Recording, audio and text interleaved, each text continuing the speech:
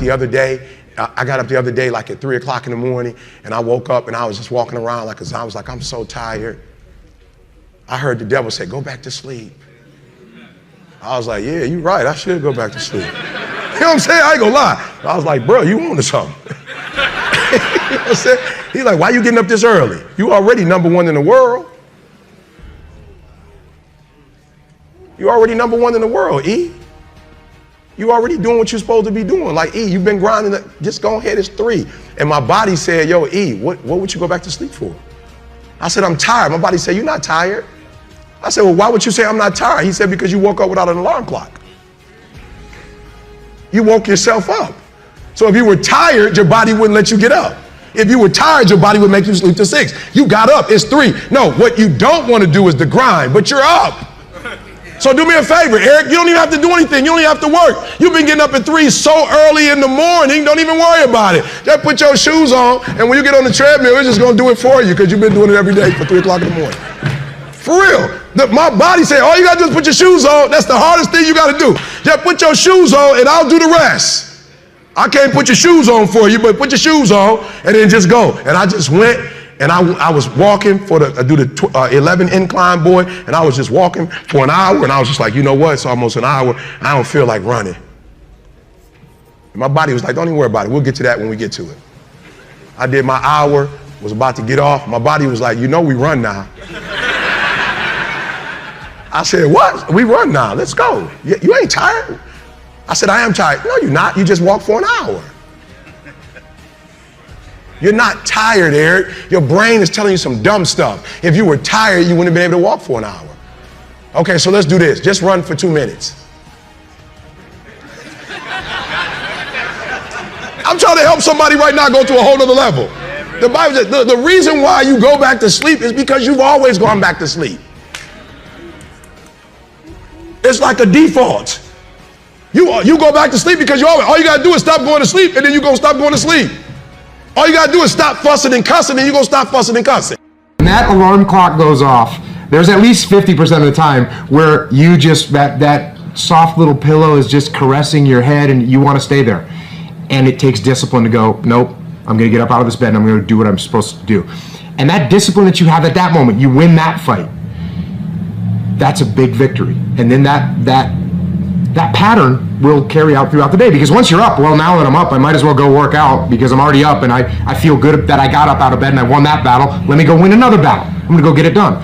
And then when you show up at the office and there's someone that's got a big box of donuts that they're giving away for free, by the way, so they're just sitting there. It's almost like an insult not to take them. But when you've already gotten up early, you had the discipline there, you already worked out, you had the discipline there, and now you see the box of donuts, you're like, no, I'm not gonna eat the donuts. No donuts. You're not gonna do it. And that discipline carries on throughout the day. So now you take that and you expand that out over a week and a month, and you end up with more discipline. And it starts with that simple act of getting up and getting out of bed in the morning. They're good habits. Why would you not wake up at 4:30? Well, what does this bring to you? Waking up early, you just get a jump on the day. The reason I wake up at 4:30 in the morning is no one else is awake yet. So that gives me the opportunity to do things that I need to get done kind of selfishly for myself. And the big one in that category is working out. And it doesn't feel good at 4:30 when you get up, but by the time 7 o'clock rolls around and you've already worked out and you've already gotten some work done and you've got some time to say goodbye to your kids before they go to school, it's infinitely better than sleeping in until 6:45 and you get out of bed and now you missed your kids going to school or whatever. You're not prepared for the day. It's awful.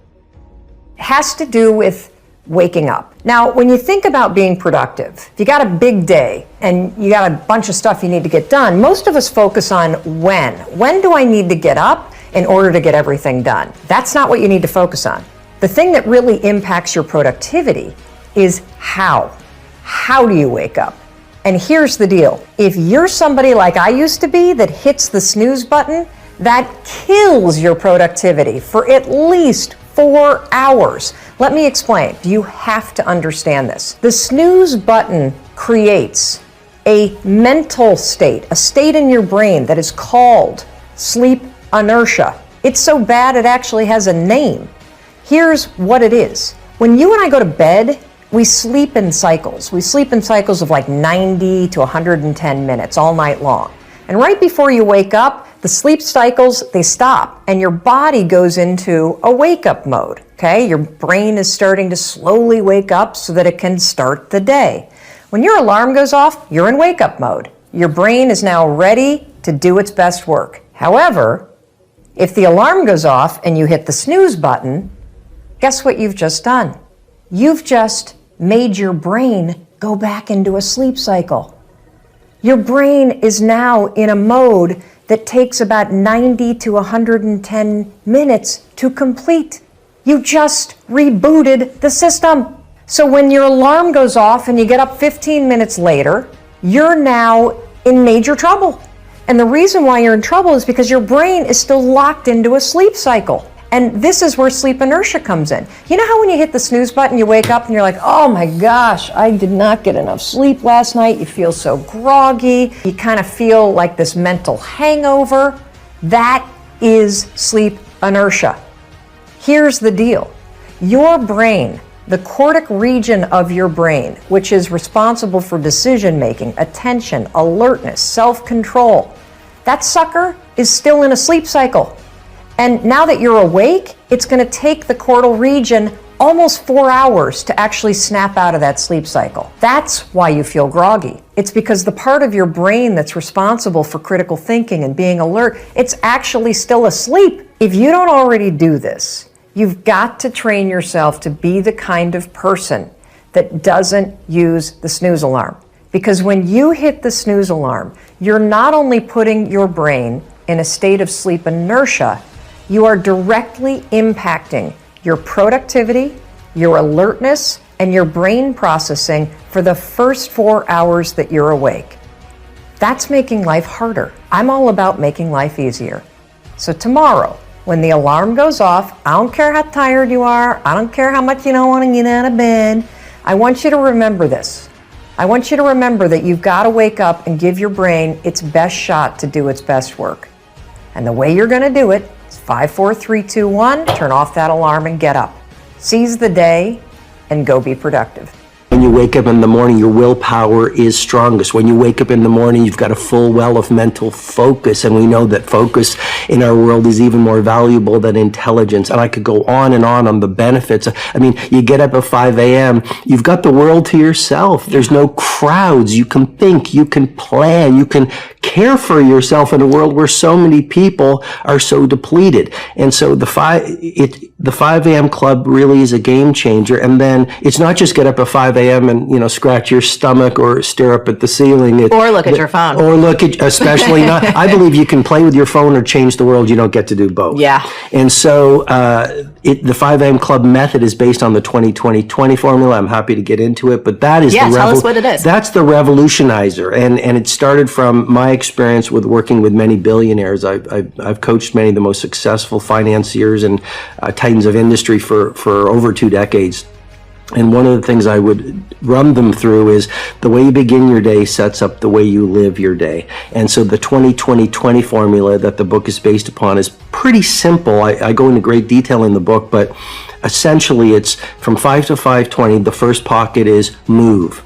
And I'm a fanatic about neuroscience. And why do you get up and move? Because you're going to release serotonin, which is going to make you feel better. You're going to release dopamine, which is the pleasure and inspirational neurotransmitter.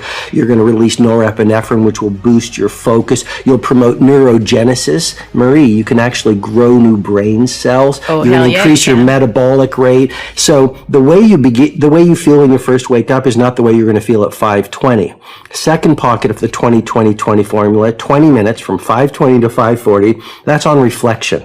So a lot of us are busy, but what's the point of being busy if you're doing the wrong things? The billionaires, the great creatives, the people of great impact, the people who live beautiful lives are very intentional. Mm-hmm. They're very deliberate. They're very conscious. So for 20 minutes, you write in a journal. You can visualize. You can pray. You can meditate.